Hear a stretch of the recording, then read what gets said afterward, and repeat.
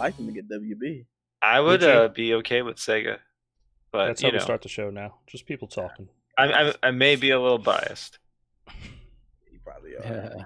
slightly. All right. Well, welcome everybody to the podcast. We're back to talk about Bethesda again, because what else is there to talk about? Fucking Bethesda. Yeah. Microsoft. Bought Bethesda. I still can't believe that shit. This shit's fucking wild. And then I guess I didn't actually have this in the show notes, but Aaron Greenberg apparently on Instagram posted a hand petting the belly of a hedgehog. Take that as you will. Oh yeah, I saw that. Yeah, I saw that. Yeah, Y'all don't do that? there's a video. Are we I live for don't the know. podcast already, or just live for Yeah, the stream we're live right now? for the podcast. We are on. So you already did the recording. intro? Yes. Yeah, I Oh man, played music and It's like a everything. cold open.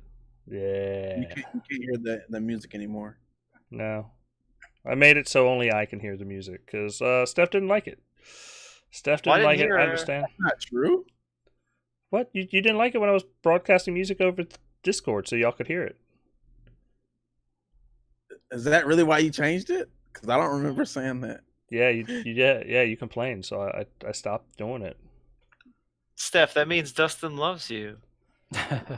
I really don't even remember. You made the complaint, and I was like, I can fix this. I will fix this. I You believe should in say the you Steph. love him too. No, I don't even remember doing that. Complaining. Yeah. So I'm sorry. No, you don't gotta be sorry. Like I tried to tell y'all like 3 times. I was like, guys, I'm starting a show. I'm playing music. Like I'm starting a show. And y'all want to talk about like WB and fucking like all your shit, but I was like, nah, I'm starting this because it's already 9:30. Nice. Fucking So do we have an Steph was episode like, number? Oh, we're at man, I don't even know anymore. No, not 200. We're in 325th episode of the Xbox Uncut podcast. And as you know, if you're watching live, we got rocking that new logo that Will made for us. Got that up there. Changed a couple of little things on the site. Try to refine some stuff. But yeah, we're making it. We got name tags. Vern complained that I didn't have name tags up. I got name tags now. I mean, it doesn't have pictures other than for me, so it doesn't. But we got name tags. Nice. Nice. Wow. Name tags. I mean, we've come a long way. Job, Will. Come a long Hell way. yeah. I got to get better pictures for Will and Steph. I have their avatars. I need something else. We got to figure this out. I need to figure this out. All right. Well, yeah. So Hedgehog, what do y'all think? Persona coming to Xbox? I think it's more of a Sonic game's going to get released. Maybe a 6 months exclusive Sonic the Hedgehog game. I have a different idea. I think Okay. they're going to release the entire Sonic back catalog to Game Pass. Interesting. That makes sense. For all the 360 games that are backwards compatible, all the Xbox One games that are backwards compatible, And they'll It's a all be in possibility. HDR. Yeah. Yeah. Yeah. HDR, and maybe we'll get Artificial some HDR. unlocked frame rates. Who knows? I mean, they are toying with unlocked frame rates for some games, and Sonic the Hedgehog at 120 frames per second would be hilarious. Well, it might break the game, but I was talking about like Sonic Generations. No, you'd have to pop the. Well, I'm talking about a new game. Like you'd have to have the assets to run. Like Ori's going to get 120. You could do Sonic at 120. Yeah. Oh yeah. But what I'm saying is, if like for older backwards compatible games, apparently they're testing unlocking certain frame rates or doubling frame rates, things like that. So, kind of like what they did with the Hoichi method with resolutions. So maybe something like Sonic Generations, which is currently 4K but 30 frames per second, they could double that up to 60, or who knows? That would be pretty cool, something like that, What'd be cool is if they get Sonic in 120, instead of having a blur effect, it's just that his legs moving like an inch every frame. So at any moment you could pause and you could just see where his leg's drawn, and then you press play and it's just drawing the leg at 120 frames per second moving. That'd be pretty cool looking. Yeah, I'm curious how Because that it would would look. create a natural blur, I would imagine. Yeah. Like it would just be like your brain would just be like, oh, it's blurry. But then when you pause, it's like, no, we're drawing it. Like it's just Sonic's so fast. Just No, what they would do, they would compare it to the PS5 version, and then take a screenshot, and then say the 60? Xbox Series X version has downgrades from the PS5 version because there's no blur on the Sonic spinning legs. It'll be like Grassgate all over again. I don't know. It might be Series S compared to the PS5 and how it just can't keep up. At that 120. No. But man, before we get started with news and stuff, then or whatever we're playing or all that stuff, I'm not sure what your whole order is for this, but there was some Spider-Man remastered footage that just went up today at 60 frames per second on the PS5. It looks pretty damn good. I mean, I don't know if it's 4K for sure. Maybe it's 1440p. It's hard for me to tell on a YouTube video with compression and whatnot, but I mean, if they can get their games looking and running like that, PS5's got nothing to worry about as far as hardware, Yeah. So, no, it's at least for the exclusives. I mean, that looks pretty good, and it looks better than anything we've seen on that actually running on a Series X yet, which is something I hope we see soon. Yeah. They need to get that out there. We need to see some gameplay soon. That's what I want. Yeah, I agree. It's looking a lot better. I mean, they changed the Peter Parker face too, which is weird, but I guess we won't. See, I thought it looked good, but I thought guess it looked I haven't better. played through the whole game, so I haven't gotten I don't have this image of Peter Parker in my head from playing a game. Every for time 30 I hours, played for it, he's in a mask, so I've never been able to see his face. So I have not established what he's supposed to look like under the mask. Yeah, I mean, if you're new to it, then it's like it's not gonna bother It really, you. it doesn't bother me at all. Yeah. If you played it, it's just a little bit distracting because they made him a little younger looking. So him and Oh no, Miles he kinda- totally looks like Yeah. Marvel he looks Universe. closer to the Peter Parker in the actual Marvel universe, cinematic universe. Yeah, It's kind of weird looking to me, just because I played the game, but it's not bad. yeah. You know what it reminds me of? Remember when Tomb Raider got remastered and they changed Lara's face? Mhm. Yeah, And everyone was like, "What the hell happened?" It's just like that. You get used to it. Yeah. Yeah. I agree. I mean, it's also I think it's like running at dynamic 4K and then dynamic I forget the settings, but it's not like all the way 4K. It's a little bit it's more fluid, so it changes, I guess, depending on the frame rate. So it's a dynamic resolution for the 60 frames per second version and the Yeah, 30, I believe, or just the so. 60. Let me see. Let me read it. Let me just make sure. That's I mean, interesting. I think you're going to see Sony move away from checkerboard for the most part. Yeah, Just because they're seeing what a difference it made for Xbox. Yeah. Well, I mean, and if they release a PS5 Pro, all these games will just run better without having to go back and recode, and they don't have to worry about like a 1440p lock. It's just it just runs better. Okay, yeah, so I have it here. Special Ed gave me this tidbit here because we were talking on Twitter. So it says, experience the critically acclaimed hit with updated graphical assets and a stunning dynamic 4K HDR with a little asterisk next to it. Then it says, experience swinging through New York in combat as experienced Spider-Man with optional performance mode that takes advantage of Somniac's temporal injection for dynamic 4K 60 FPS with another asterisk next to it. Temporal injection. Yeah, that's what they did for Ratchet and Clank. It wasn't running at 4K on the PS4 Pro. I think it was 1440p with a temporal injection, which looks pretty damn amazing. Yeah, it's a way of combining anti-aliasing, post-processing anti-aliasing with an upscale that makes it look near 4K. It's pretty smart. Yeah, those techniques are actually probably preferable because that way you can get 2 for 1 because you get great image quality plus the performance. I think Gears 5 does something similar to this. They have the they have the dynamic resolution of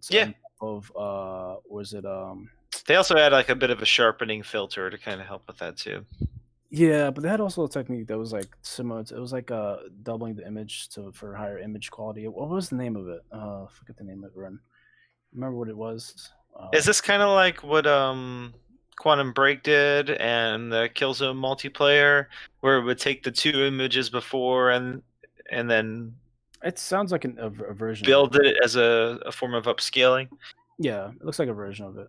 Mm-hmm. Yeah, I like all these techniques. I mean, obviously the best is 4K, and hopefully we'll be seeing a lot of that in Series X. But I mean, I not think necessary. it's not. I'll put it this way, and Sony's totally going to be able to do it, so it's not a diss on Sony. Doesn't look as good as 4K, but DLSS fucking looks as good as 4K, and Sony has AI on the chip. I mean, they can totally do their own version of it, and it's going to... Both Microsoft and Sony are going to be doing a lot of tricks to compete with that 3080. They don't have the built-in to hardware stuff like what NVIDIA's doing, but they'll probably have some version They're going to have a of version of it, yeah. But it won't be as good, I don't think, as DLSS. Well, it uses the core... Well, the essentially cores, uses yeah. the tensor cores, but they're using... What are they using? CUDA cores to do their ray tracing. Yeah. So hopefully they can pull something off, because that's like that technique is fucking amazing. DLSS 2.0 is insane. What it can pull. It'll be really good, I think, for the Series S more than anything. Yeah. Because then they can run those games at like 720p and 900p and get upscale that stuff to 4K. 1440p and looking great. Yeah. So that's nuts. It's crazy what computers can do. And, it's post-processing, but as long as it still looks great, who cares? As long as you. But yeah, I didn't mean to get off topic for Sony stuff, but I think next gen's looking good. It doesn't matter who you go with. Yeah. Oh, so the technique I'm seeing here is Gears 5 uses temporal upscaling solution. Says increases fidelity by drawing upon information from prior frames, so resolution values aren't quite as cut as dried as you think. Okay, so yes, that's exactly what they did for Killzone, Shadowfall multiplayer, and Quantum Break. Right. Yeah, so that's a good solution. Yeah. But yeah, so Spider-Man, that's good stuff. Yeah, I'm excited. It looks like it's a good remaster. So yeah, even though you have to pay for that extra $20. Oh, I know. Not just that, we're starting to see the benefits of smart delivery outside of just, possibly having to pay for an upgrade for next gen. A lot of news that's coming out is that all these games that are getting PS5 upgrades from the PS4, you're not going to be able to share your save from one to the other. It's a completely different SKU with completely different trophies and whatnot. And you won't be able to import your save. Well, maybe you'll be able to import a save if that's something the developer figures out how to do on their end. But it's not like you'll just be able to take your save and then just have it on the PS5 version. Whereas with smart delivery, it's the same SKU across all the consoles, So you're definitely going to have your save transfer over because it's the same SKU. We're really starting to see those benefits to where smart delivery is not just a buzzword. It's not just PR. Yeah, definitely a good actual function to it. But I mean, the only good thing about the Spider-Man thing is you get the extra trophies. So it's not like just one game. So you have 2 separate trophy lists. I'd rather have it free than get trophies, gotta say. Yeah, I hear you. It's if you're a trophy scratching at the barrel. It's a little. If you want to pay $20 for trophies, Sony is your company. Indeed. All hail Mark Cerny. So, talking about Sony and Bethesda, Bethesda founder comments on Microsoft's acquisition of the company, saying, "What Microsoft owns, Sony cannot get," which is weird because as of right now, Bethesda technically is not owned by Microsoft. The deal hasn't gone through yet, so usually you want to say what's in the best interest of your company until the deal goes through. So you wouldn't He doesn't work for them anymore, though. He just has money in them. Yeah, he just has the stock in them. So he's going to get, I think it's something like a 33% payout of that $7.5 billion exactly for him or something. Yeah, but he's making he's making like $2 billion. He's about to just get $2 billion in cash. That's amazing. I am good for him. But I mean, it took him 69 years, but he did it. Yeah, man. it's just one of those kind of. It was kind of like stopping out this whole like, oh, everything's coming to PS5. Like it's all going to be third party. Like there's no way they spend $7 billion just to sell stuff on Xbox. It's like, but they're not just selling stuff on Xbox. It's Microsoft. So like, I don't know if y'all have noticed on Game Pass games now, it says Xbox, Xbox PC, Xbox Android, and PC on like games coming soon. Like they specifically show all three platforms because they consider xCloud a platform, they consider Xbox a platform, and PC a platform. And that's where they're going to make. Well, I mean, those are their big three, I would say: mobile. No PC, other reasons console. why I think it's not coming to PlayStation. I mean, there's been multiple interviews now with Phil Spencer where he'll say something along the lines of, and I think he said something like, "We want to make sure those games come to our ecosystem." It was along those lines. Yeah.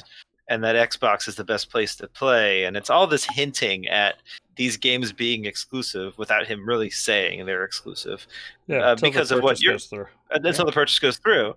And I think what's going to happen is once Starfield gets announced, it's going to be announced as exclusive, and then everyone's going to go, okay, yeah, this is happening for real now. Why do you think you don't just say it directly? Because they're not allowed to. They're not allowed to?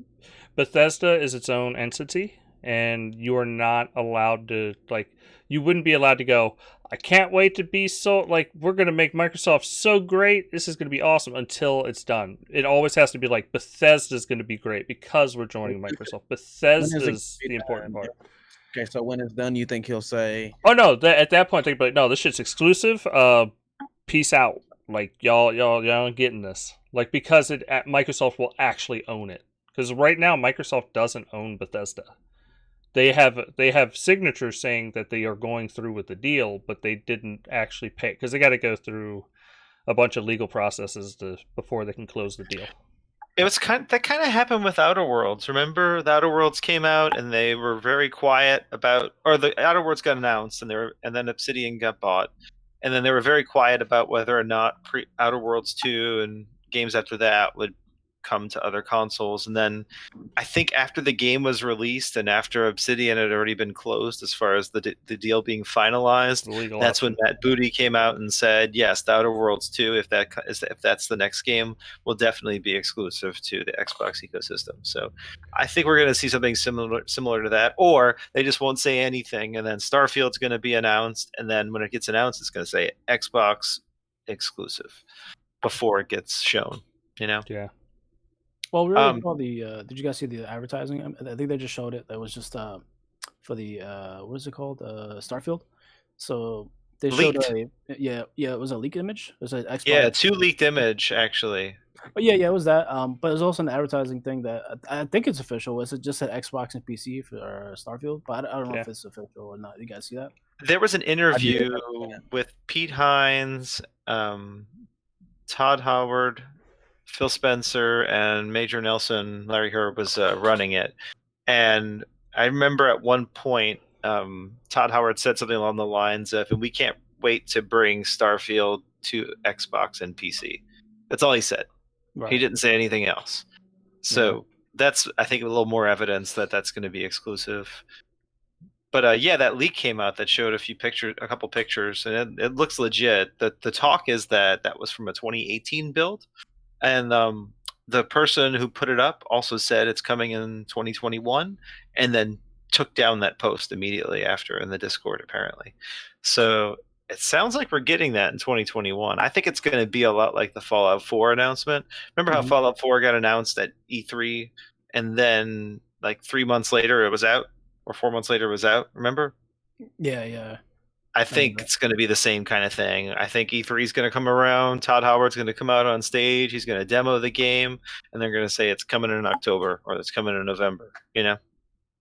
Yeah, I mean, I guess I could see why people would think it's going to go to other platforms because Microsoft's been so open about putting stuff on other platforms and being like what kind of wishy-washy about the other. I mean, I think they're just like they're going to put it in whatever console. I can think of 4 games total. Yeah, with Ori, and then what's the other one? Cuphead, which was like it was Well, weird. Cuphead isn't a Microsoft game. That was No. just a game they put money into to be exclusive. Yeah, but the publisher said, I mean, the developer said some weird stuff like it will never come to PS4s. I don't know if they're just told not to. It will not come to PS4. Well, or- I don't Microsoft know. pushed them to put it on those platforms. That's what they said. Yeah, so I don't know. That was kind of weird messaging there, but I mean, No, 'cause Yeah, but well, I think, Bethesda and I think Xbox that's an Game exception Studios, because yeah. that's something Yeah. Microsoft doesn't like. Microsoft came in and said, "Look, your game's like 40% done. Like, we're going to give you a ton of money, finish up your game, and then you're going to be exclusive for us for like a year or so." And then they were able to produce, and then it eventually started rolling out on other systems. I think that's a Well, I different think the situation. deal they made initially was a true exclusive deal, but they probably renegotiated it to keep the relationship strong, or along Yeah. is what I'm guessing. But we're not going to see that with the other games. I mean, with Ori and the Blind Forest and Ori and the Will of the Wisp, once again, that was a That's more Xbox helping Games Moon publishing Studios. Yeah. Like, if Yeah. anything. Because Microsoft owns Ori. They own that game itself. And Yeah. they don't own Moon Studios, though. But to keep Moon Studios kind of like going strong, it's like, okay, you can release on Switch. Like, And that's not coming to PlayStation, and it Yeah. makes sense to put it on Switch because you figure Switch is it's a very platformer heavy console since it's a Nintendo console. What's a better way to get more people interested in Xbox games by putting your best platformer on Switch? I mean, so I see the benefit of putting it on Switch for that game at least, you know. But outside of that, we have Minecraft and Minecraft Dungeons. Minecraft was a games as a service game, so that makes sense. And they've already established that Minecraft is a cross-platform IP. But outside of that's all we've That's seen. it. Yeah. You know, they're 'Cause not putting everything Sea of else- Thieves on anything else. You know, Well, everything else they've like we said, like they went from they bought this studio. You know, the second games that's exclusive. That's not coming anywhere else. It's just Yeah. we're fulfilling our obligations and no more. Like yeah. So There's going also by the- history, it's more likely that none of these games are coming out on PlayStation. Yeah, I mean, there's also their Steam initiative where they're putting all their games on Steam as well. So they're I mean, that's Well, not like yeah. a competing platform. I mean, it is, but it isn't. Like it's it's kinda- advertising, and people have to pay for it. That's how I feel Yeah. about it. Yeah, so And I mean, I guess, they're on Windows either way, so they've already bought a copy of Windows. There are like, yes, Microsoft's taking a 30% hit because Steam's getting that, but at the same time, it's going to be like in a year from now when Elder Scrolls comes out, and it's like, are you going to buy it on Steam or are you going to buy it for $15 or $10 a month on Game Pass? Like, they're counting on Game Pass. Like, yeah, that's what I was kind of leading to. Like it's, I understand why people would think it was going to go like to PlayStation because they don't want to make their money back and all that stuff. But in the end, they have a much now with the purchase of Bethesda and ZeniMax, they have a much bigger vested interest in making Game Pass succeed. So that's a bigger reason to like keep things on the Microsoft platforms. Yeah. So to get more people to subscribe to your service, which in turn gives you more revenue, and then you don't have to share all that the 30% with the other platforms like you do with on Steam and eventually if they put stuff on PlayStation. But I don't know. That's probably. I just think I think when Game Pass first launched on PC, it was midi-core, but it was still like, this is $5 a month. It's still a good deal. But now, like with all the RPG studios they have, like it's like no, like it'd be crazy not to have the Game Pass as a PC gamer. Because that's still cheaper than fucking paying even Steam sales. Like yeah, you pay $10 a month in Steam sales. Like you easily pay for Game Pass. Like you can't. Once these start rolling out like every year, like one Bethesda game a year, like Starfield on PC for $10, like that's gonna happen. Like that nobody's gonna buy that on Steam. Listen, let's say they sell 5 million copies of Starfield on the PS5. Let's say they did that. All right. With the only making 70% of that instead of the full 100%, that's $245 million, right? Yeah. All right. Let's divide that by 15. Let's see. What do we do? Yeah, you would divide that by 15. That would be 16 million or so Game Pass subs in 1 month. So you would make that money back in 1 month of 16 million Game Pass subs. Yeah, that's good. That's a good. So in 1 month. That's just 1 month, you know? You divide that by 12 a year, then you're looking at about 1.3 million. So if you just steal 1.3 million people who would be on PS5 to come over to your console, which is entirely doable over a year, you're already making just as much money as selling it on the competitor's platform. So when you actually do the financial math, it makes no sense to release these games on PS5. Yeah, I agree. It makes no financial sense. You're not going to get the return on investment Yeah, when your focus is to keep that recurring subscription going.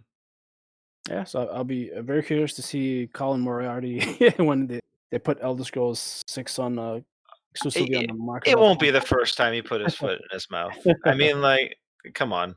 What Yeah. exactly did he say? He just said that they couldn't do it, or Well, he's saying that since Microsoft's focus was to be more open to other platforms lately and be more, I guess, putting their games on more platforms, that it would be counter to what they would want to do with the I, properties, I guess. But like the Game Pass thing is a big factor, so I don't think he's taking into account the way the Game Pass is such a big driver for their business now. You can tell he hasn't followed the news when it comes to you don't care. Microsoft and Xbox. That's, you can see that across the board as far as the media is concerned. Mhm. I mean, if you want actual news on Xbox, I mean, like, there's not many sources that are really good other than, say, like Windows Central, where Jez Gordon is, you know, Yeah. or The Verge with Tom Warren. He does pretty good material, and so does Brad Sams. Right. So, but there's not a lot out there. Maybe on Twitter, what's his name? The Chinese Clover? analyst, Juga X. Oh, geez. Yeah, he seems to have a pretty good idea on Microsoft's financial ideas behind the Xbox ecosystem as well. Right. Yeah. All right. Yeah. Hey, think about it. That's weird. We haven't gotten the Elder Scrolls this whole gen. It's just a remaster of the last one. So they've been taking forever with that franchise. Like, Well, we got Elder Scrolls Online too, which they kind of see Yeah, as a but, sort of replacement for that. but it's more like an online. I mean, I guess I see I agree, but it's more of like an aside thing. I guess I don't know. Sort of. That's maybe a completely different studio. They've been making a new engine. That's what that is. Yeah, it's taking forever, but that too. Yeah, ZeniMax Online. They are working on another title apparently, unannounced. That's the ones who make the Elder Scrolls Online. Is what I'm saying. Yeah, but apparently they're working on another title that's unannounced. I'm really curious what they have planned. How many MMOs will Microsoft own? That's the real question. Well, they have Fallout 76, kind of, so that's why I don't necessarily think they'll do Fallout Online.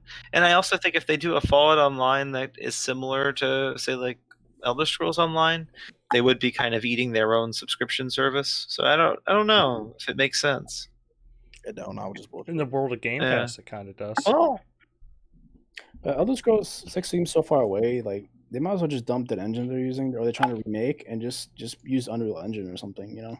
No, screw that. You don't use Unreal. It's too divisive. Why say that? you know, I think they should stay with their engine. The reason I think that is they're putting all this effort into making their engine work well for Starfield. And we know Starfield's going to be a much more expansive game than any other Bethesda GameWorks game in the past, since it's going to be in space. And from the rumor is taking place in our solar system, based on the idea of everyone living on a terraformed version of Mars, which actually sounds really cool. Yeah, it sounds so cool, because apparently back in 1997 they canceled a game. I forgot the name of the game, but it had all those story elements to it. So everyone's thinking that they're going to be coming back to that storyline, and they've renamed it to Starfield, and that's the plan. But anyway, it sounds like it's going to be a really expansive game that takes place across multiple planets in our solar system. So if the engine can handle that, I don't know why they couldn't handle an Elder Scrolls 6 with a larger scope. And I mean, you figure you have all these developers who are used to working on this engine. You know how long it would take them to then shift to Unreal Engine? Mhm. It's not worth it, you know. Yeah, it depends. I mean, because they have a lot of good like software staff, so maybe they can get help from Microsoft to get their engine up to snuff and get it. No, but You even say that, but that's a lot of hard work. yeah, but even Microsoft has said they don't want to change the core of Bethesda, and that would really be like, okay, we're going to taunt a bunch of Microsoft, like, and don't get me wrong, they're geniuses, but we're going to toss all these engineers to rebuild your entire studio to use Unreal, even though you No, just no, got yeah, done. You're going to kill the culture of the studio in Yeah. the process too. I mean, look what Electronic Arts did to their studios when they decided to use Frostbite for every single game across their studios. It killed BioWare. Look at the state BioWare's in right now since they switched to Frostbite for everything. Mhm. You have to imagine it's not just having to learn a new engine. You're killing the culture of a studio. You know, the way they work with each other. Because they built the It's- engine, they it's worked like- on it together. Like It- it's their baby, and you'd be ripping it out Exactly. and changing it. Yeah. It's like taking a marriage, and one of the biggest reasons marriages fail is because of money, right? So it's like taking a marriage and then making sure both of these people in this marriage now lose their jobs and seeing how that goes, you know? Yeah. Well, just because Fallout 4 wasn't like the engine was like it looked nicer, but it wasn't a drastic improvement like on the engine. So I mean, so I don't know. I just feel like because like I said, it's so far away. I mean, if they get their engine good, like I know they're reworking it, so maybe they can get it to. I don't know. I don't want to say be less buggy because it's always gonna have bugs, but just have a better like I don't know, like have better animations in the games and Well, more you know, what may be better active. then is instead of, say, shifting to a new engine, maybe Microsoft can give them the funding to have a dedicated engine team that Mhm. can rebuild that engine to be even better. You know, that's Yeah, a possibility too. yeah.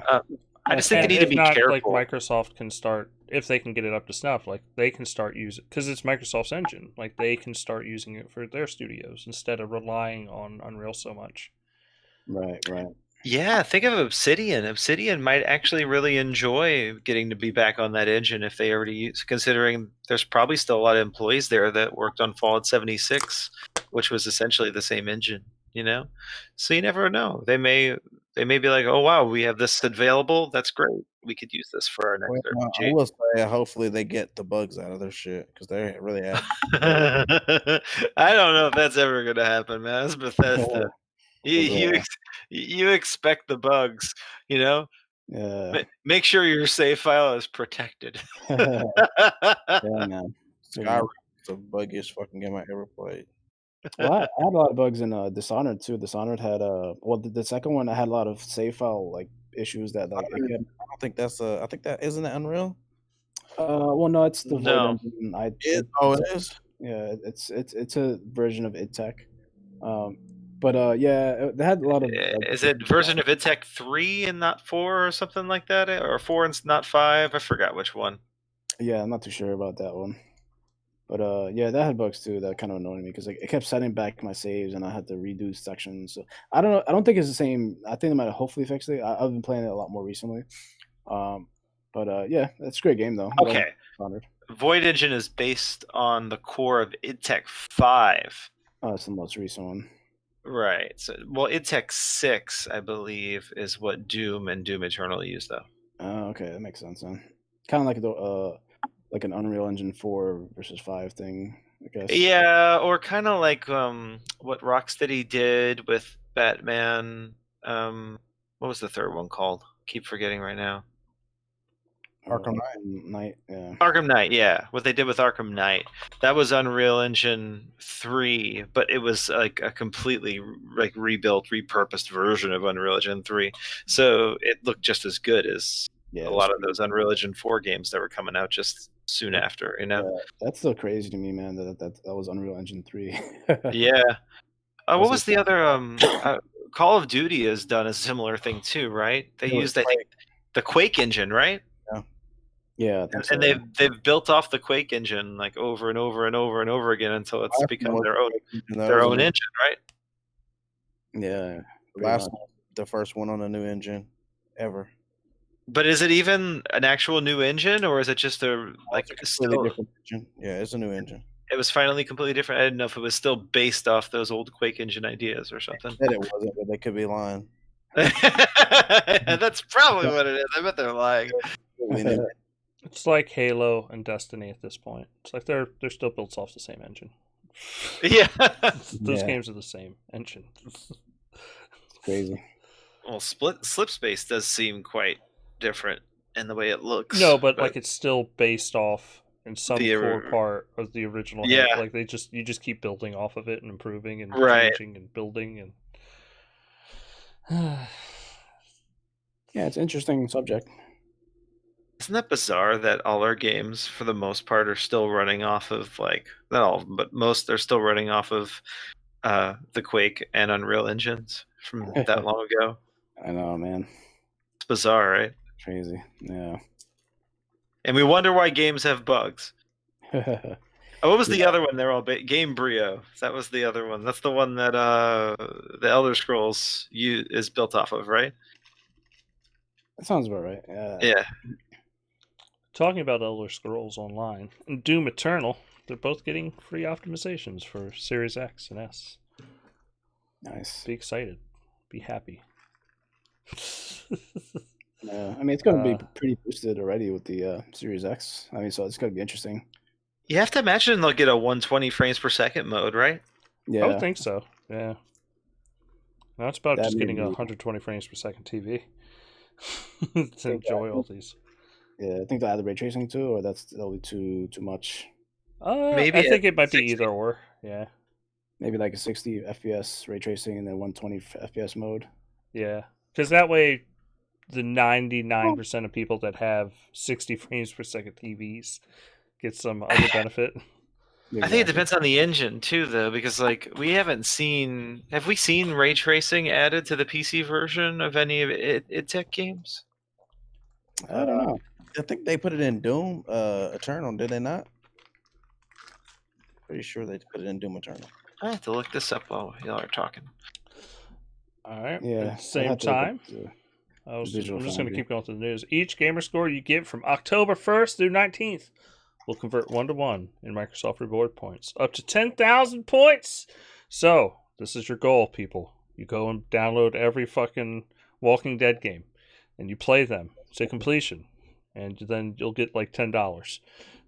Like 11 if you're level 2 on Microsoft rewards. Oh, Yes. Before we continue with that, just read about it. Okay, so id Tech 7 is what Doom Eternal uses. Doom 2016 used the id Tech 6. id Tech 7 supports Vulkan-powered ray tracing. oh, interesting. Mm-hmm. Which means ray tracing, I'm guessing, will come in that patch, since they're going to be both using, AMD, which is using Vulkan. So Vulkan's compatible with like a lot more consoles, right? Or like systems, Yeah. I guess. Yeah. Yeah.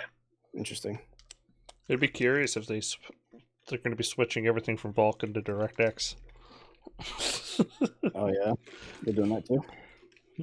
Well, I mean, if Microsoft takes over, it'll be like, how do you feel about DirectX? Since That's you're not going to true. be producing on PlayStation no more. Like, Yeah. That's true. We don't really know what's going on with the ray tracing situation when it comes to PS5 versus Series XS, right? So we Mhm. know Series X and S, they're using DirectX. DirectX, right? Ray tracing.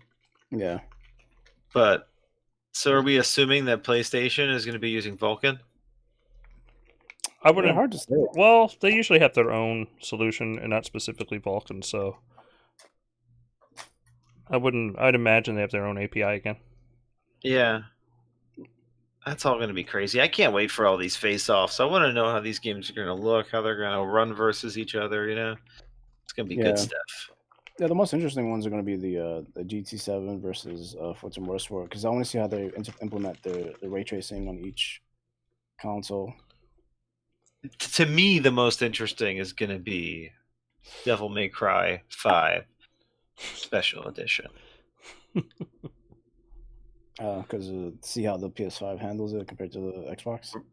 Yes, because it'll be once ray tracing is available on all 3 consoles, and we see like what the performance is, what the effects are across all 3 consoles and all the different modes, whether that's the 4K or 1440p for Series S, 30 frames per second mode with ray tracing, the 60 frames per second mode that's with ray tracing and a lower resolution, and then the 120 frames per second mode without ray tracing. Once we see that across all 3 consoles, I think we'll have a pretty good idea on what we're dealing with power-wise and optimization, And then Dirt 5 will be another one to look at for that as well. Yeah, that too. Yeah, because like you said, they didn't show the specs, the actual like settings for the Xbox Series X yet, right? Or Just- the S. Yeah, just the PS5. Yeah. So I think those are going to be telling, right. But we won't know. We won't know at launch, since ray tracing is not going to be at launch, for the Devil May Cry. So it's kind of all over the place. So Dustin, what are you going to play to get all those gamer score points? Oh, The Walking Dead. I have. I bought the definitive edition or whatever. I've never played it, so Really? yeah. Of which game?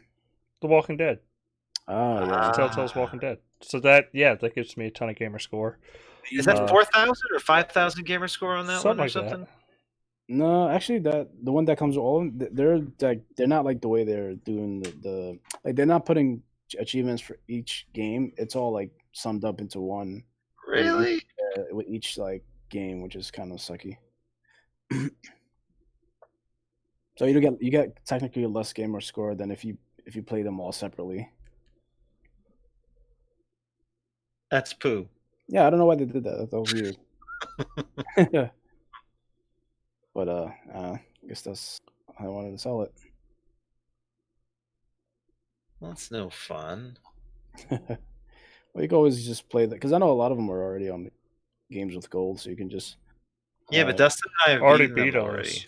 I can't get okay. achievements for the achievements I already have. Can't get them twice. Yeah. Okay. Yeah. That was just if you. Well, I had to look at Okay. other easy games to The crush Walking Dead 10,000. Collection is a 4,000 gamer score game. Yeah, it's still good. They get you quite a bit, like almost halfway there. Yeah. All right. What else is in the news? Let's see. Microsoft released a bunch of Xbox Series X's that got out in the wild. People are playing backwards compatible games. Supposedly there's only 500, and that's all it's going to launch with. Oh wait, that's not true. So Microsoft, well, I kind of got into the controversy. So Microsoft sent out, and I think it's crazy, they sent out like these kits to show the size, and then like a week later, like, okay, here's the real one. Like, why send out the other kit? It's like, I don't get it.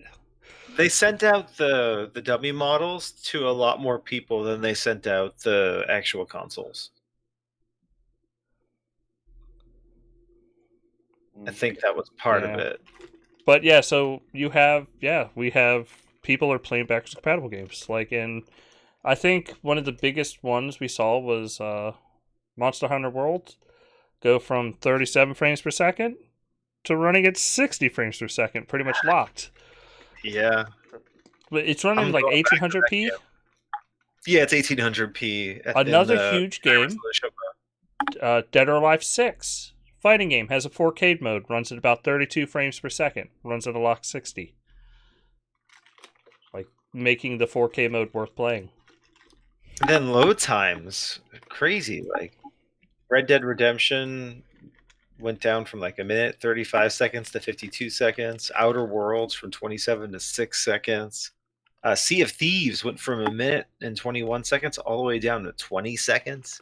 Yeah, and then wild. Destiny 2, which has the worst load times in video game history, went from 1 minute and 52 seconds to 43 seconds, and that's before the Series X and S optimizations that are going to be made for the enhanced version of that game. That's just with backwards compatibility.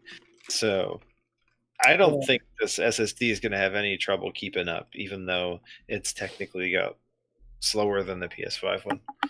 Yeah, the Destiny 2 one was better, but there's still a lot of little loading screens that kind of annoyed me, like like when you go to ship to your planet, which is definitely reduced though.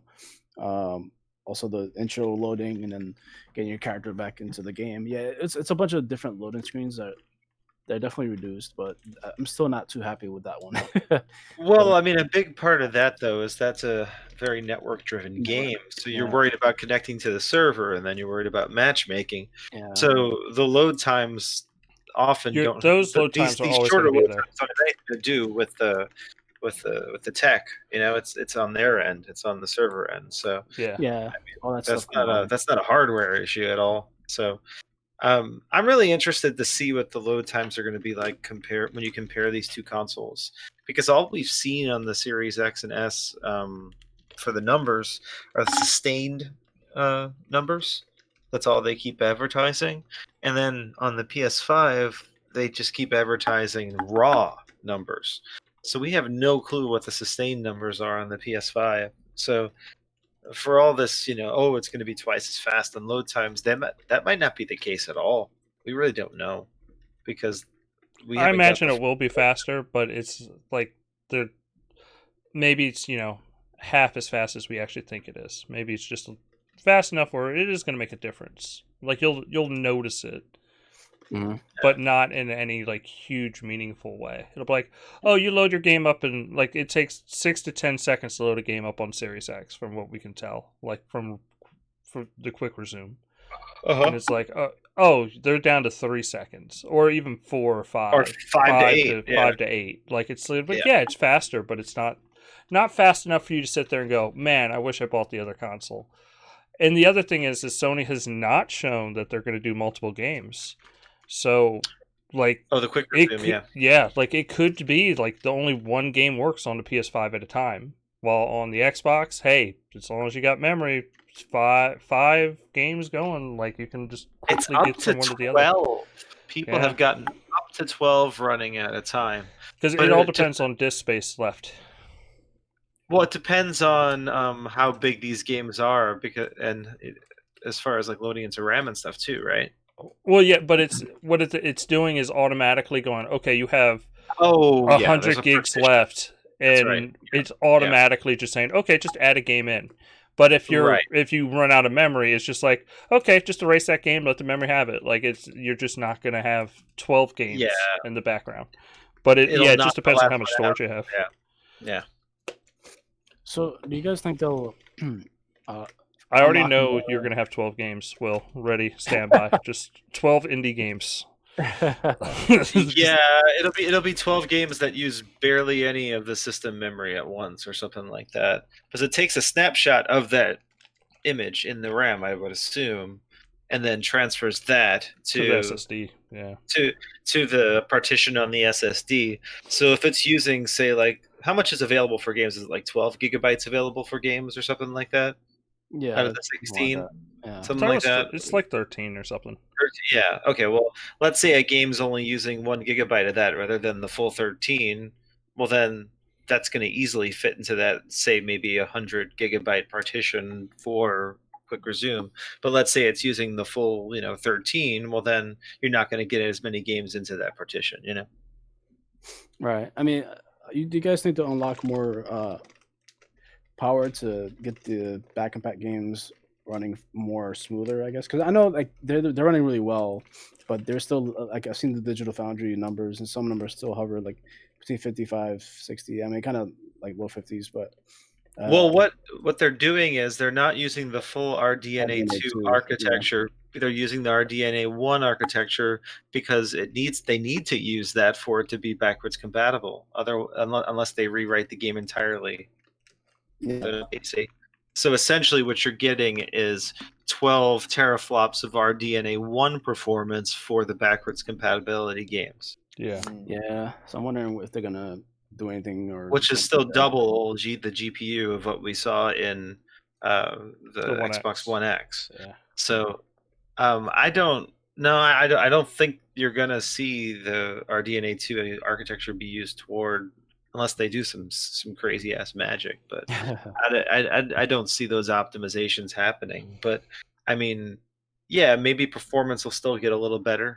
Because right now they're still want to just make sure everything works rather than everything's, you know, optimized. You would rather your stuff launch rather than just, as opposed to, you know, not as opposed to optimization issues, you know.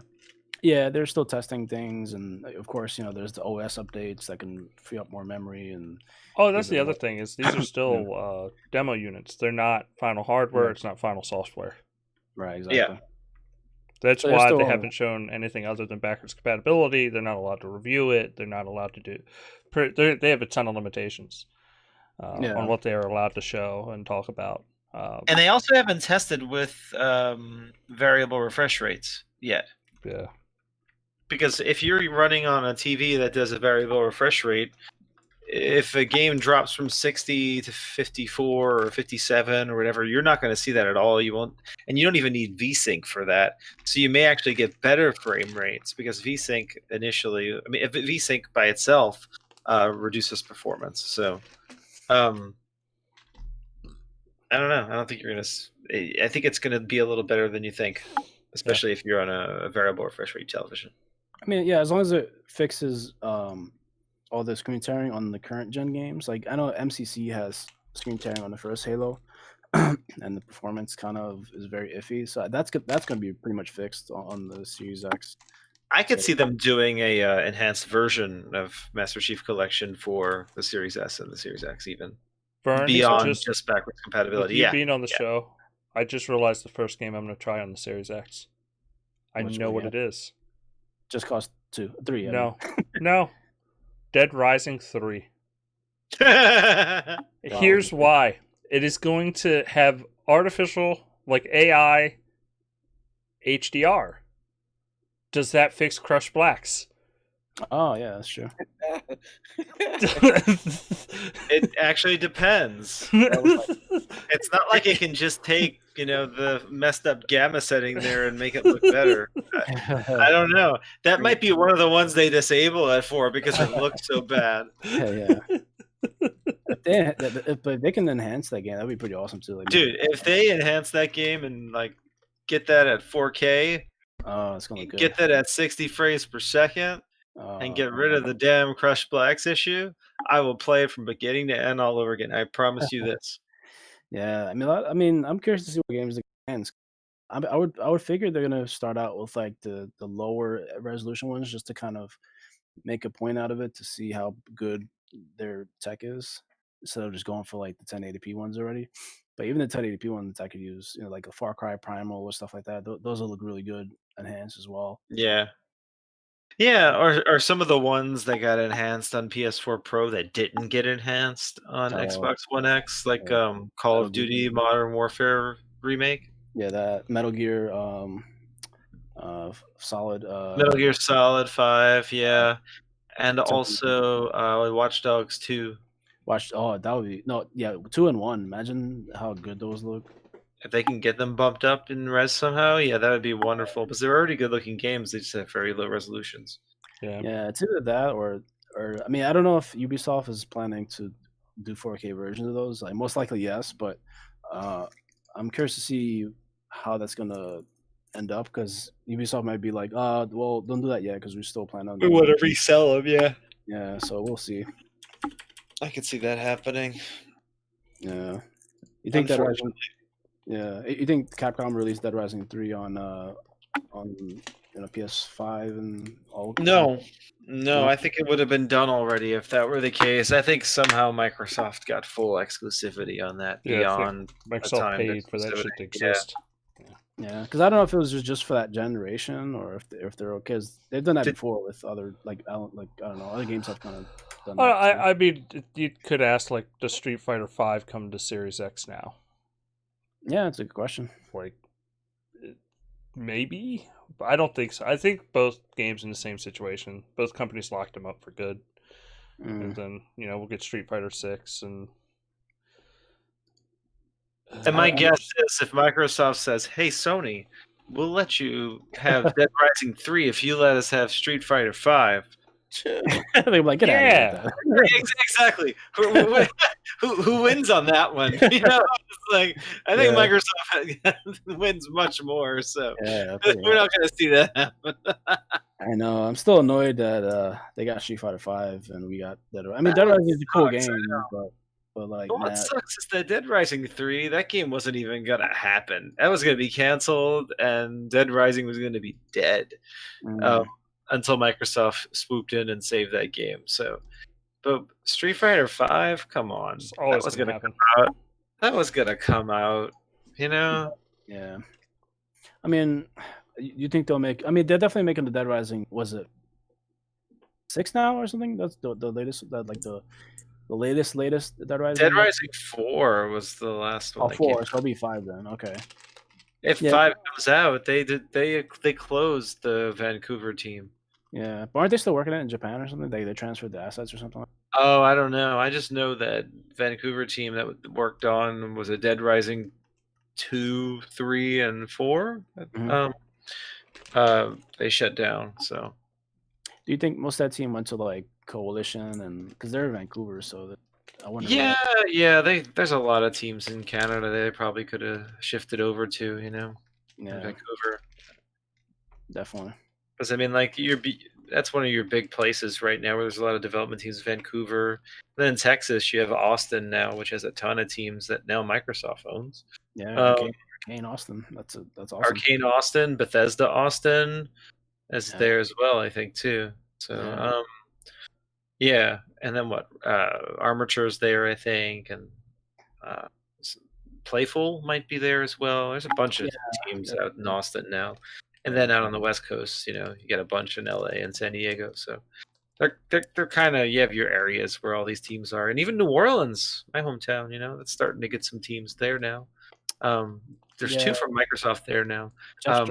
Team, I think he's the State of Decay. Well, not the State of Decay team, but the Undead Labs. He's starting. They're starting a school there actually, and there's another studio there as well. And I think the idea is for those students to go through school there and possibly fast track them into the development team if there's some spots open, which I think is a pretty cool initiative. And then In Exile also has a New Orleans studio. Yeah, I feel like New Orleans is not a good spot though. It's gonna get flooded, man. Again.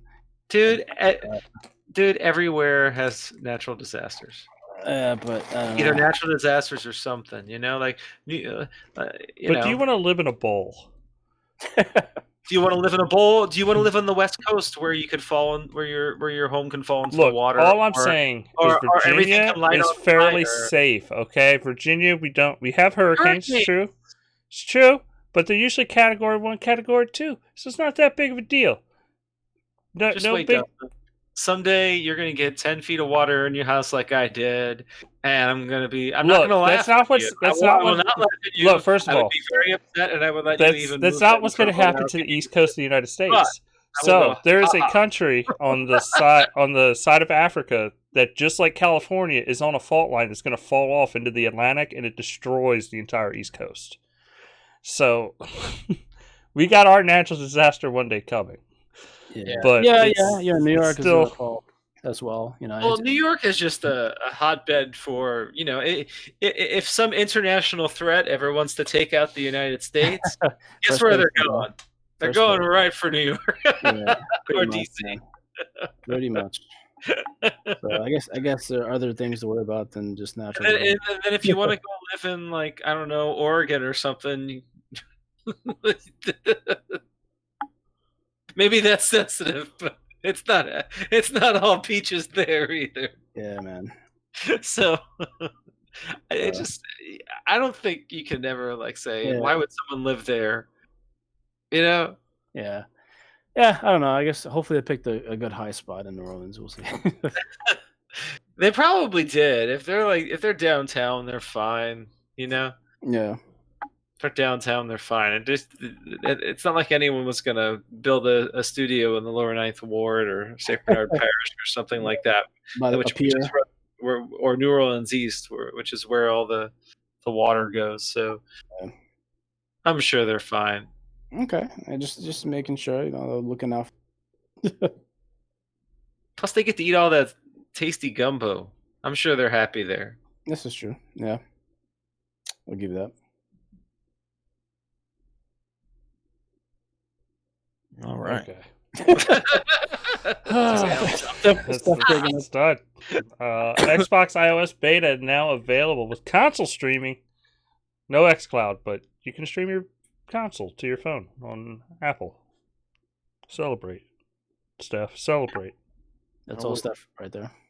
I think it's cool. I mean, that's what I do. I barely ever use xCloud. I just use the console streaming, and because I mean, I'm usually whenever I'm playing a game not on my TV, I have the Razer Kishi, which is the controller that connects to the sides, and I just use console streaming for that, which is nice. So I'll just play that in bed at times, right before bed. Those Pretty nice. are those pretty crazy expensive. How much are those? They're 99. No, it's $79.99 for the regular Android version. But if you want the one that it has like the fancy Xbox button and has all the correct color buttons, that one's $99. So it's not too expensive.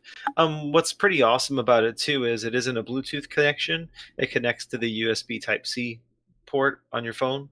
You know, it'd be So- even better What's that? if it worked on my iPhone because I don't have an Android. There is an iPhone version. There is. Yes, there is an iPhone version. Dun. Yeah, but what are you going to use it for now? Streaming. Minecraft. Yeah, but you can't. Yeah, well, the Microsoft isn't there an issue with them though? That would No, No, but console. it's streaming from the console to the phone, not from xCloud to the Yeah, phone. you use your in-home network and you stream, or you can even do remote play from another location, but you're using your home console to send to your device, you see, through your network. I see. Okay.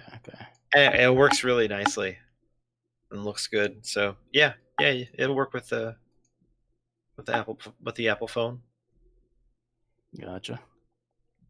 the iPhone. So All right, so we got a date for Xbox Game Pass Ultimate members that are getting EA Play. It will be November 10th. And if you buy a year of EA Play now, before November 10th, you can extend your Ultimate subscription for 4 months for $30, for $30. So that's not bad. It's That's yeah. $7.50 a month. Yeah, that's good. So if you That's want a cheap, easy way to like kind of extend Game Pass Ultimate, there you go. Pay $30 and get 4 months. I didn't read this article. The CD Projekt Red head of studio addressed the crunch issues because they said they weren't going to go into a crunch situation, and they are. It's happening because they're just not ready. That's a touchy subject because obviously you want people to have a good, work-life balance. But in my opinion, as an artist, I see working on video games as a similar industry. And when you make a decision to go into that industry, you're not going into it to make money. You're going into it because you're passionate about something and want to create something.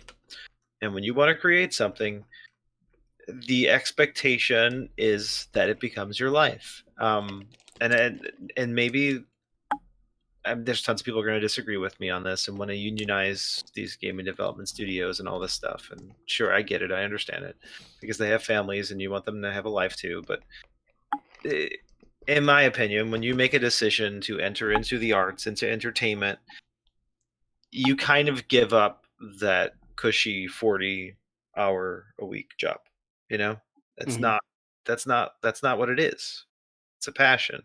And when it's a passion, you're putting more time into it and you might not sleep. I mean, I can remember in days when I was singing, when I was working 12-hour days, 7 days a week. And it happens. And then you don't get any more money for it. You're not paid hourly, your salary. But that's a decision you have to make if that's what you want to do with your life. And if that's what you want to do with your life, expect it rather than, hoping Only for thing I would say about that is something if like if my job tells me that I'm not going to have to do it, and then they say, "Oh, I'm sorry, we're going to do that shit," then, and I've already made this I commitment to agree. my family. You're That's what right. some people said. You're absolutely right. So if there are some people at CD Projekt Red who signed contracts to work for them, and in that contract it said there will be no crunch, any hours over this will be compensated, and then they went back on that, well, then that's a lawsuit waiting to happen. But my guess is that's not what was in those contracts, and that's not what those expectations were. I want to read the quote Maybe, real quick. yeah. So they came out and they said, "These last 6 weeks are our final sprint on a project we've all spent much of our lives on. Something we care for deeply. The majority of the team understands that push, especially in light of the fact that we've just sent the game to cert, and every day brings us visibly closer to shipping a game we want to be proud of. This is one of the hardest decisions I've had to make, but everyone is well compensated for every extra hour they put in, and like in recent there years, you go. yeah, and like in recent years, 10% of the annual profit our company generates in 2020 will be split directly among the team." So they're doing a solid. So it's not like they're not getting paid. They're getting paid for their work. it's 6 weeks. It's 6 weeks. Now, the problem is, I believe Jason Schreier from Bloomberg did say that even though they said it's only going to be 6 weeks of crunch, there are people that have said that they've actually been crunching for the last year. But my guess is that that's people who have volunteered for that. But then, on the other hand, volunteer, maybe you put that word in quotes. Maybe these are people who feel like, well, if they don't do it, then they're not going to keep their job, or they won't be able to move up in the industry. And that's a legit problem, but that's not just a problem in the video game industry. That's a problem in anything that's artistic related, that's entertainment related. So I'm not sure what the answer to that is. That's when people come out and say, well, maybe we need unions.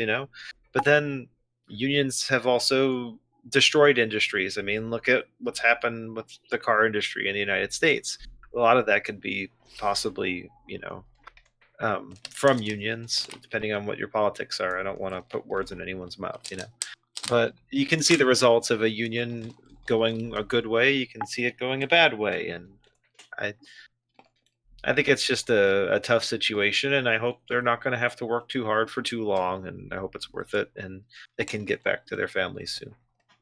Yeah. Yeah, this is a subject that, like, I mean, I know people are touchy about it. I mean, but I mean, at least these guys have a job, like it's better than not having a job. And preach. Yeah, so Gosh. I mean, it's almost a bit of a privileged position in some ways, but I know that we're working, wear you down, and it does interfere with your family if you don't have enough time for them, and that sucks. I don't. I mean, want them I've definitely worked jobs where it's like, look, we're working, and it was, don't get me wrong, I was working 11, 12 hours a day, Monday through Friday. And then boss came in and like, yo, you're going to be working Saturdays. We need an extra day of the week. Like, there's no, it's, you don't get to say no. And I mean, I know this is, it's like, I know a lot of other countries don't work like that. Like, you get more time off, you get a bunch of, but, in the U.S., it's kind of how it is. And then, I mean, apparently, in where CD Projekt, where are they located? Poland? Yeah, I mean, it's similar. It's just it's how big industry works. Yeah, I hate to say it's. I mean, I know, Vern, you're coming from the artistic perspective of it, and it's like, I mean, I think it's on both sides. Like labor jobs, and like the game engineers, it's a labor, like it's pure labor, and it's like labor jobs require time. Oh, I get it, dude. I worked at Circuit City for a while, and when I was there, I can remember days like whenever we would do inventory checks and stuff like that, where I would work 13, 14 hours straight, and then go home and sleep for 3 or 4 hours, and then come back and work another full work day the next day. And you complain, they get, well, then you're out. It's like, and that's, working conditions aren't great all the time for everyone. But like what Will said, when I was taught about, like I was working at Terminex, like I was outside in 100-degree weather for 12 hours a day, and then working 6 days a week. Like it fucking wears you down. But It does. I made quite a bit of money doing it though. I can. Yeah. Yeah. I wouldn't. I'm not going to say they didn't compensate me. They definitely compensated me really well. And let's remember, like, these people are probably working remote. So they are in the more than likely they're in the comfort of their own homes at least. So I guess that's one benefit, you know. Yeah. So, but yeah, it sucks. I hope it's worth it. Yeah. Yeah. I think the game is still going to come out and be a buggy mess. Yeah. Still gonna have bugs in it, I promise you. Yeah. But see, my theory is, well, they don't have to have crunch again if they just sell to Daddy Phil. Yeah. Because then all that pressure is going to be gone when there's 23 other studios making games. All for making RPGs.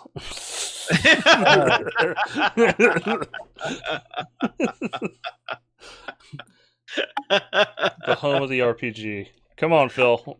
Let's wrap it up. We need to buy every Western RPG developer under the sun. that'd be crazy, man. All right. Crazy thing. Apple and Microsoft working together to bring Apple TV to Xbox console owners. Is it crazy? I don't think so.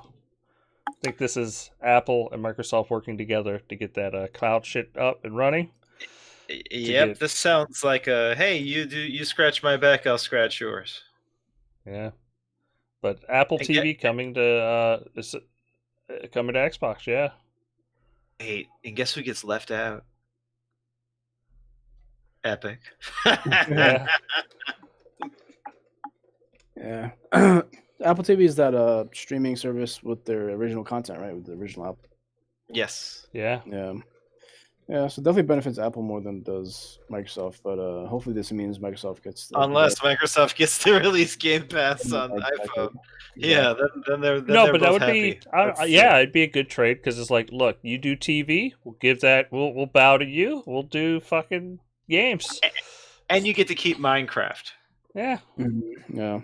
Because they could just pull Minecraft off the iPhone if they really wanted to upset Apple.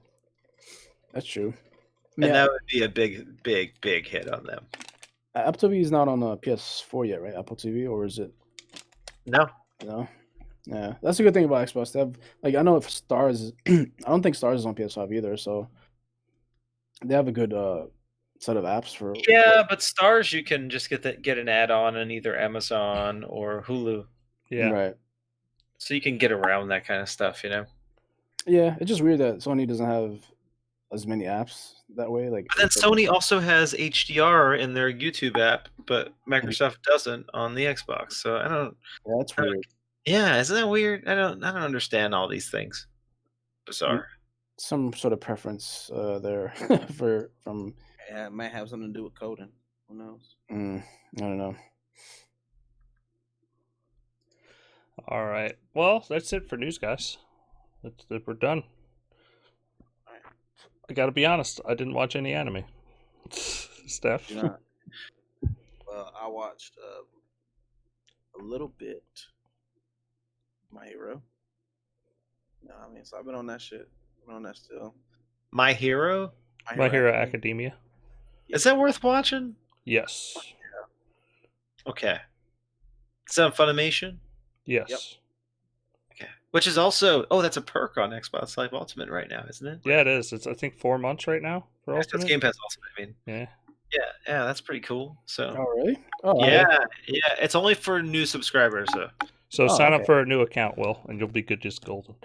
Nice. But just for 4 months, or is it just like or? No, it's for 4 months. It's just a. Okay, I mean, I'll take it. Still, I'll take it.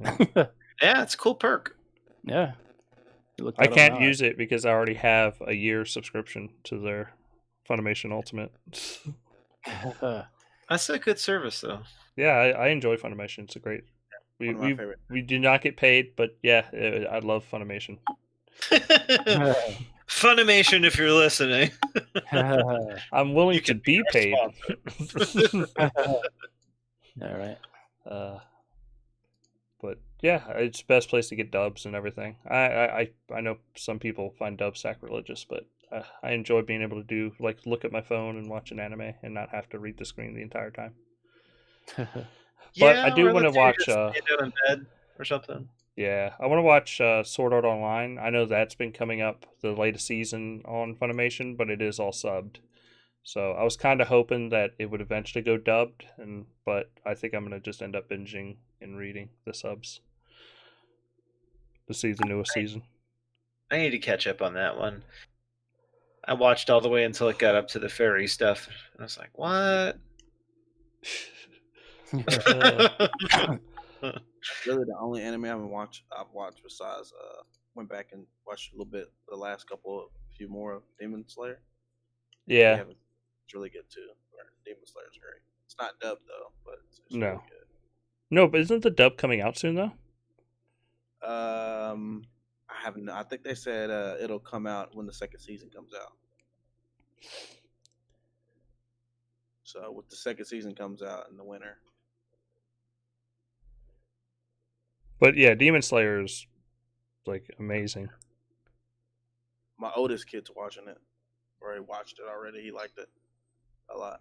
So Demon Slayer is the one that has that awesome animation, right? Yes, that's the- animation of any anime that I've watched. So yeah. it's How did- it's hands down the best I've seen. I mean, maybe there's Yeah. something there. I don't know. Like it probably etches out. Man, there's Mob Psycho. I love what they do with the craziness of it. Michael's all around like better like characters and story, but No, I'm just talking about like the psychedelic parts of it and how when they're drawing it all out, they do a pretty well design. But yeah, Demon Slayer probably edges it out.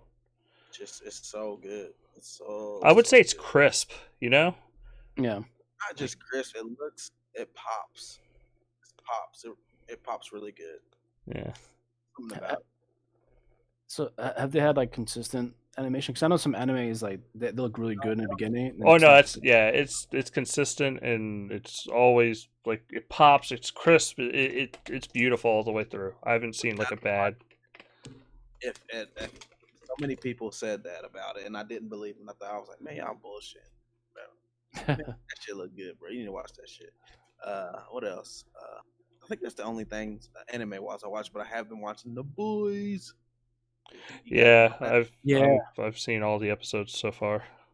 Oh, yeah, have you? I think I'm on episode 3. I think. Where, Nice. Bird, we got to get you to watch. You and Marie need to watch The Boys. it's Yeah, we'll have to give it a shot. It's such a crazy show. Okay, so I have some new information about Spider-Man, by the way. Okay. Oh. Yeah. It's temporally injected dynamic 4K, targeted 60 frames per second, meaning it's 1440p checkerboarded up to 4K when possible, which means it's essentially pixels blended from over 4 frames, aka 2160 interlaced twice. This is not 4K or even close. Wow. And it's dipping under 60 quite often, apparently. So I don't even know how they're legally allowed to call it 4K.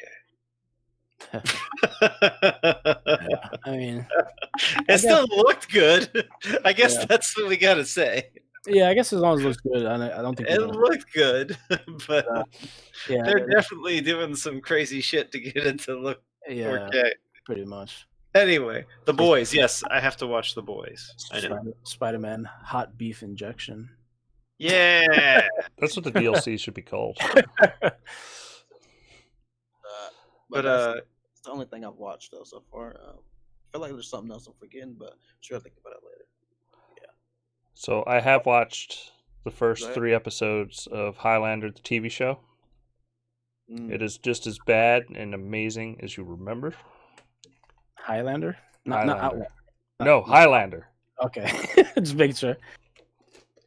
Is it the one with Highlander. Duncan McLeod? Yes. Okay, Oh, the I love Clan that. McLeod. I thought Highlander was a TV show. That was Yeah. I don't remember that. That was like Oh, back man. in the day. Oh, that- 90s.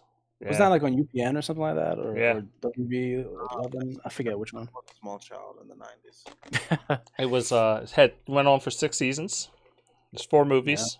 And the reason I'm getting back into it is because the maker of John Wick is making the remake of Highlander. Really?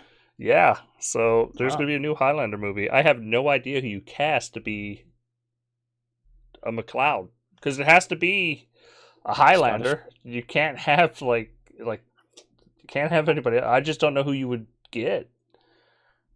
I mean, Henry Cavill is the Highlander.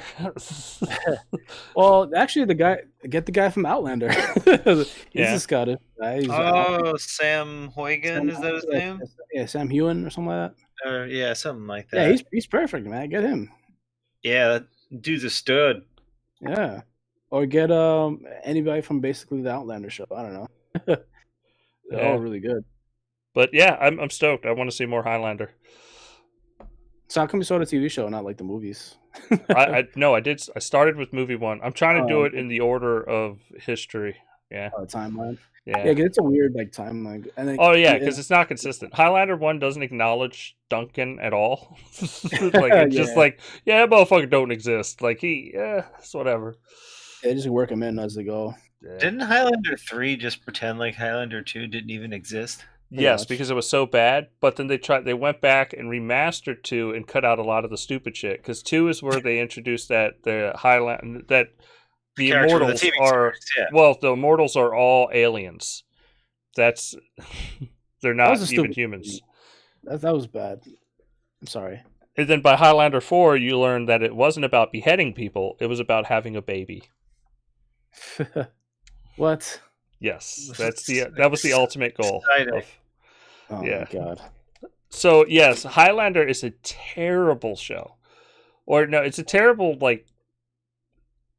it's a terrible movie. But it's like Jean-Claude Van Damme movies, but they just kept making sequels. The first TV movie's shows? pretty awesome. The TV show's good. It went for 6 seasons. It's actually a really good TV show. Because it's like all the old celebrities from the 90s cameoed on it, and they all got their heads cut off because it was just like a thing. It was Plus just like, the yeah, I'm Queen, gonna go on the Queen Highlander. music in the first movie is Oh, amazing. no, but Queen music's all through the TV show too. Like, Yeah. Is it really? Yeah, Very promising. yeah. Nice. Like I mean, when Queen, there's It's all the same songs, right? supposedly there's like unplayed soundtracks that Freddie Mercury sang for Highlander, the TV show, that have never released because he hated singing them. So they're locked in a vault somewhere. But they do Actually- exist. And there's always this joke like, are y'all going to release the Highlander album? Because there's never officially been a Highlander album. I actually think the TV show popularized the Highlander like kind of theme more than the movies. I think. I mean, even though the movies are like pretty big, but I think, I mean, for me at least, like the TV show kind of, I was more aware of the Queen like soundtrack than the movies, because I guess. I mean, Princess of the Universe is just an awesome song at the end of the day. Yeah. Just But doesn't I know Duncan eventually is met with what's the main guy? Connor? Was it Connor? Is Connor the main guy? Connor's the main guy in the first movie. Yeah. And then Duncan comes in. Yeah. So Because Duncan ends up winning everything. Because there was a big threat, and then Connor allows Duncan to kill him to get his power to beat the bigger threat, and then Duncan becomes the one. Yeah, I remember something like that. Although I thought that was Duncan that died for some reason. I don't know why. Okay. No, yeah, I mean, Duncan guess- becomes the main immortal. Because remember, like, the show's called Highlander. Duncan and Connor are the only Highlanders, though. Yeah. The rest of them They are were- just immortals because they're Right. scattered throughout the planet. It's not Yeah. they're just from the Highlands from And Scotland. they were cousins, right? Cousins or something like that, or He was like 2 generations above him. Because he talks about how in the first episode he talks about how they heard a story of a guy that died and came back to life like 2 generations ago, and when I died, Connor found me and like showed me how to be an immortal and what to do, and oh, okay, yeah. interesting. I guess I mean I don't want to. It seems like the quality really goes down to kind of get the whole story. Oh, I hope they completely like ripped it. Like, just the idea that there can only be one. That's the only premise you need. You can throw the rest of the alien shit, all of that out, and just do a cool movie out of it. Mhm. Okay, I got a question. Why isn't there a Highlander battle royale? Yeah, I that'd mean, be it's a cool, great question. And if No, anybody really. can do it, it's No, it's Bethesda. No, really, makes think this about it, battle man. Because royale. like when you kill the other Highlander, you would get all their power. So the more people you kill in the game, out of the like 100 people that drop have down to and behead fight 'em. or whatever, Yeah. the more powerful you get. So if you try to just like hide to get to the end of the game, you're going to be weak when you come across that one last person who's got all the power of the other Highlanders. Yeah, Steph? and it'd be nice melee combat too. How would you feel about a melee battle royale? I think we have one already. Do we not? Or we had one, but it was Where what's you that shit? behead all the opponents to become stronger. And then they can have a battle pass for different swords. Well, no, I mean you can get like maybe you don't Different just have armor. maybe your like upgrades are also like spells and shit. You know what I mean? I would say. Is there magic in the Highlander universe? So by the time you become the one, you can start reading people's minds. Right, so they can like change some shit to where they can try Like to you're not work some- casting magic missile or some shit, but you are. But maybe you can use like telekinesis and shit. Yeah. I don't know. There's got to be a way to do it to where you can do more than just swinging a sword. I mean, maybe you earn techniques. You can have range with like bow and arrows and shit. Or No, but guns. like you can still have guns and everything. It's just that doesn't kill Yeah, people. exactly.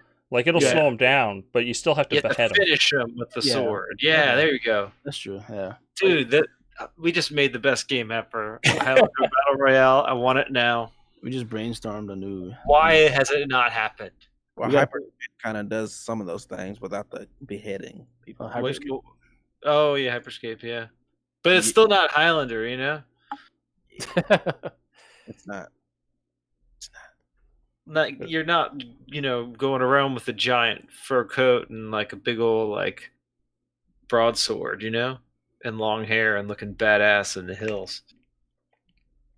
That's Maybe true. I need to watch that again. Highlander battle royale. And then how would you handle teams? Like, Except for Oh wait, the teams.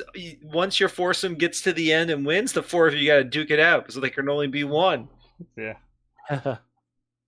Man. And then Queen music, Princess of the Universe plays at the end. Exactly. Oh, yeah, man. Yeah. That's a surprise. It's the only fitting way to end Highlander battle royale. Well, but It's listen just to a clean this. soundtrack. What if by the end of the game, like you have a team of 4 and they have a team of 3 or something like that, and you're like, "Holy shit, how are we gonna?" Oh no, you have a team of 3 and they have a team of 4, and you're like, "Holy shit, how are we gonna beat them? They're so much stronger," And then your best player on your team's like, "I'm gonna have to kill the other 2 of you to get your powers to be even stronger," and you make that decision, and you go 1 on 3, but you got all of those powers, and you can kill those 3 people easily, or 1 or 4. You know what I mean? Yeah. But they could do the same thing. So there can be like a risk and reward, Do you off your opponent in order to become more powerful to help your team win? Yeah, plus you got Christopher Lambert skins, and they all play Duncan skins. Yeah, dude. They can do this, man. Different sword, Yeah, because Duncan always rocked a samurai sword in the TV show. It was awesome. Yeah. And Connor has like an actual, like Scottish style. Well, and as far as diversity is concerned, I mean, you can make any type of character for that universe because of the type of because everybody's throughout the world from a different place and and different time and everything. Yeah, so like, shit, that could be amazing. You could have such a cool cross section of different like nationalities and time periods, and ethnicities. all the different fighting styles, man. and yeah. I think we gotta win, just like our Conquer game. Yeah, man. All right. I think we stretched the show out with Highlander. Yeah. Yeah. That was more Highlander than I expected to talk about today. I can't tell what kind of face that is, Infinity Line. I'm gonna say it's a happy face. Highlander Bullshit. Battle Royale. Thinking that since we started at 9:30, it would be out of here sooner. But here comes Highlander. Yeah. Needs to happen. It needs to come out the same. Well, not the same day, but a few weeks after Great movie game still. Conquer's Bad Trip. Yeah. But I think we need to promote this online, get people spreading the word. We need a Highlander game. I don't know who owns the rights to Highlander anymore, but if a movie's coming out, it means we need a game, and that game needs to be a battle royale, and that battle royale needs to be absolutely perfect for a battle royale. It makes complete sense. It is a battle royale. If any of universe predated battle royales about killing everybody till you get down to one person, it's Highlander. Yeah, exactly. It's the original premise. Absolutely. All right. We'll go through this real quick. Steph, what have you been playing? I've been playing all the things that I've always played, but I want to talk about one game that I did play, Among Us. I keep seeing these memes, and I'm like, what are you talking about? Among Us? What is this? Yeah. You played it? Anybody played it? I've heard about it, but I just never seen it. So I mean, I never played it. Well, okay, it's a phone game. I'm sure it's on more than just a phone, but I found it on the App Store. And basically, you got your little character, and you're walking around this ship, and you do like ship stuff, and I don't know, scan your little car. You gotta find stuff, and all in this while you're doing this, there's one person who is like an alien who's killing everybody, and some of the things you do help you figure out who the person is, and that's really the premise of it. It's fun. It's like a trying to think of the name of the game. It's like one of those horror games where you're like you're Jason or whatever. Yeah. Except for you don't know who Jason is, basically. It's pretty. It's cool for a phone game. I mean, it's online. Like a Xbox. It's free. Yeah, it's pretty funny. We should play it one day. You can make your own like private matches and stuff. It's pretty cool. Mm-hmm. Okay, that sounds fun. But yeah, that's what I played. I mean, obviously I play Call of Duty. That shit. Obviously I played all those. VERN, I believe you hit your 100 on Call of Duty, right? In your battle pass. I did, but it started over. Oh no, I was saying VERN did. Yeah, I think I got it too. Yeah, I hit it. Got it. Oh man, and I really want to get 100 on the next battle pass. That new character looks freaking awesome, man. I forgot its name. The level 100 character that gets unlocked in the new battle pass, the new season. Oh, so is the lady unlocked already, like in the front part of the battle pass? No, not the one that unlocks in the beginning. The one when you hit 100, it's a dude. Oh, okay. I didn't watch none of the advertising for it, and I never do. So it looks awesome. They added like a whole metro system or something. Really? Where you take like underground like subways and shit. Which part of the game? Like in the Warzone part? Yes, I believe so. So I'm really curious to try it out. I know my wife's playing it right now, so I'll have to give it a shot a little later. Oh, okay. But yeah, that's all I played. Well, I played Mafia Definitive Edition. That looks good. Yeah, it looks good. Plays well. Still a great story. I mean, it's definitely a game of its time because like you hit like it's like level progressions, like they're stacked. So it's because they're like, oh, go get like cars and take them to the garage and you can save cars. It's like, yeah, but you never have time to do that because they're always just going, okay, now go do this, now go do this. Like it holds your hand a lot, but I like it a lot. It's a lot of fun. Right now, I just took Sarah home because all the thugs were messing with her. So if you know the game, you know where I'm at. Like that's a couple hours in, I guess, at this point. You said you like the setting a lot, going back to that, right? Yeah, I enjoyed like the original Mafia, like Italian Mafia setting. I think those games really flourish in that kind of atmosphere. Just you feel like you're playing The Godfather. So it's just it'd be cool if they do bring back Mafia 4, that they kind of go back to like you start off with the Italian mob again and make an engine that's not complete shit like you did with 3. Because I was so excited for 3 and it talk about a game that could use an SSD. Maybe we'll see how well it runs on Series X, and maybe I'll play through 3 again. Did they fix 3 again? That I know they rolled back. No, but it still had like loading bugs and shit like that. Well, I know. Remember they had an issue about the enhancements. It rolled back to like pre-enhancement or something like that. And, I think they fixed that. They fixed it, yeah. Because that was fucking stupid. I don't know how that happened. Yeah. But hopefully on the Series X, like just the extra CPU power and everything, like you don't have cars popping up in front of you and shit. Yeah. Will, what have you played? My usual Apex. Bought a few games on the store. Let me see. Those are I forget the name of it. Something Buddies DX. I'd have to look at it though. I'm actually playing the game in Apex now, so I can't really get into it. But I love that you don't even know the names of the games. I buy so many games, man. It's like you're like, I bought that game. Yeah, I don't know the name. I am. It's probably coming to Game Pass next week, but I bought it. So fuck it. Yeah, that'll happen a lot. That'll happen. What else? True supporter of indie devs. Will. Yeah.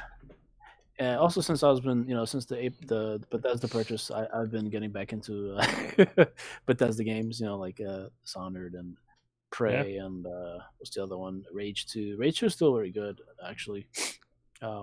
Curious to see if that ever gets enhanced to like 4K, but I won't hold my breath about it.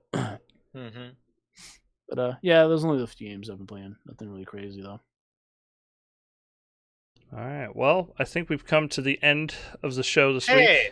No. What? Hey! I play Huh? games. You play games? Oh, I thought. I play games. COD. No! All right, go ahead.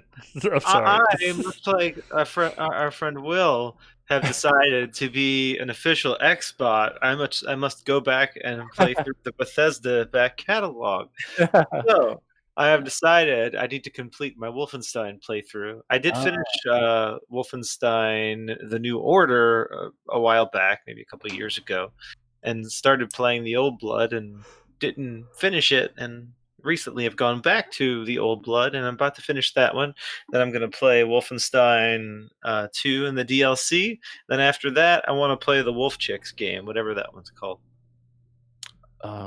Blood... the girls. That's what I call the Wolf Chicks.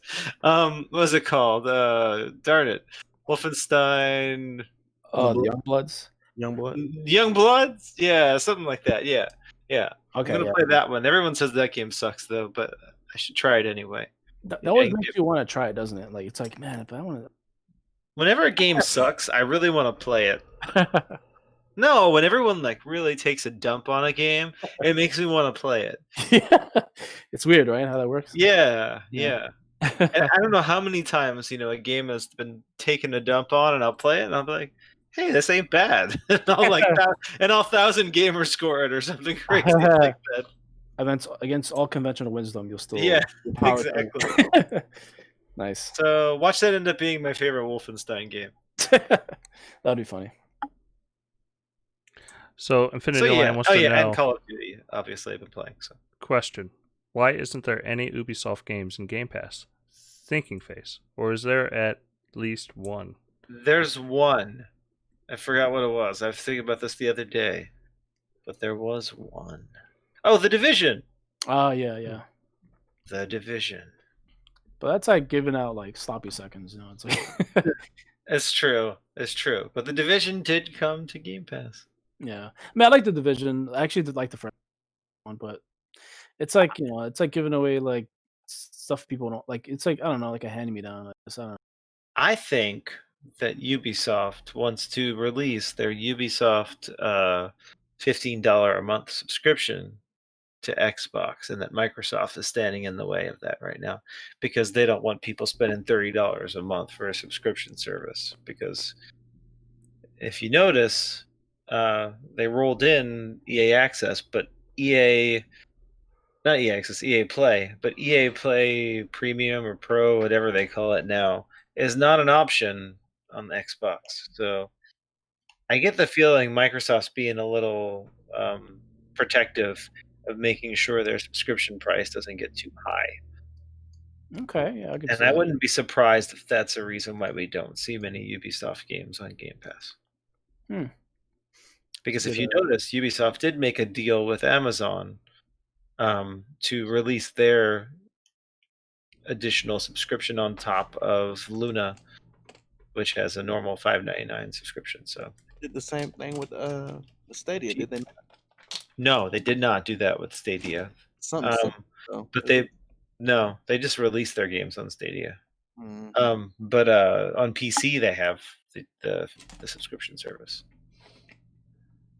Oh, okay. I think it may be that there's something with Stadia and their Uplay shit on PC or whatever. Their Uplay shit. I think Well, it's all cross play with the PC versions, but maybe that's what it is. I know there's something you can do with Stadia and their subscription service.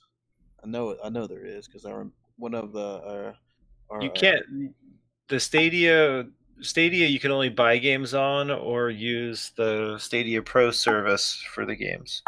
There is no subscription service on top of either one of those things. So, okay. But they did. Uplay is on, which is the thing where you get achievements and use their points. That app or whatever that is on Stadia within their games. So maybe that's what you're thinking of. Something there.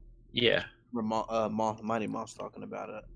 Yeah, you have to have a Uplay account in order to play Ubisoft games on Stadia. That's what it is. But that's kind of true on everything because they just make you create an account on Xbox. Yeah. I mean, you could say the same thing about EA games at this point. You still make an EA account. Thankfully, it just ties to your gamer tag and you never see it after you do it. Like, you don't pay attention. Mm-hmm. But anyway, Wolfenstein. Pretty awesome. Having a lot of fun playing it again. I do get annoyed with some of the forced stealth sections, but the game has suddenly switched from a stealth game into a zombie killing game, which is a really bizarre changeover, but it's quite fun. Nice. Spoilers, sorry. Spoilers. And I think I'll start up playing Doom Eternal soon. Yeah. Oh yeah, it's out now. Download it. Oh yeah, that's right. There's that one as well. Apparently it looks amazing and plays awesome, so I have to hit Doom after I do my Wolfenstein playthroughs. All right, so we are at an hour 42. I think we're going to call it. Appreciate everybody for tuning in. Thank you so much for hanging out with us, Infinity Line. I know you came late, but you have about a little over an hour and a half of content tomorrow to enjoy on services like YouTube or check out xboxuncut.com. But we will see y'all later. Everybody, you stay healthy and safe, and peace out. Take care. Later, guys. Later, Josh.